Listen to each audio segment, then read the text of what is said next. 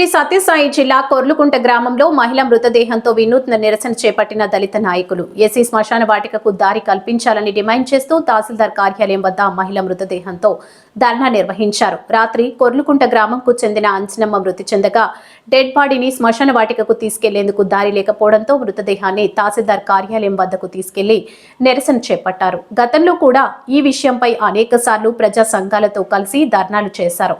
అయినా అధికారులకు ఎన్నిసార్లు చెప్పినా ఎన్ని ధర్నాలు చేసినా పట్టించుకోవడం లేదంటున్నారు ఎస్సీ కాలనీ వాసులు.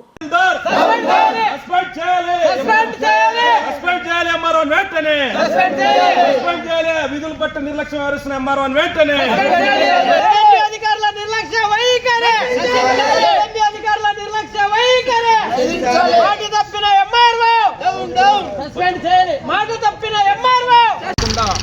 వాళ్ళు ఎవరైతే పట్టా ల్యాండ్ రైతులు ఉన్నారో వాళ్ళు అడ్డగిస్తున్నారు, గలాట్లు అవుతున్నాయి, అవి కంప్లైంట్ల వరకు వస్తున్నాయి, కావాలనే కొన్ని డిస్ప్యూట్స్ రైజ్ అవుతున్నాయి. వీటన్నిటికీ సమాధానంగా మాకు రోడ్డును చూపించమని ఇక్కడికి వచ్చి ఎన్నోసార్లు మేము విన్నవించుకున్నాము. పీజీఆర్ఎస్లో కూడా ఆన్లైన్లో అప్లై చేసుకున్నాము. డైరెక్ట్గా మేము చీఫ్ మినిస్టర్ వరకు కూడా వెళ్ళినా కానీ సమస్య పరిష్కారం దొరకలేదు.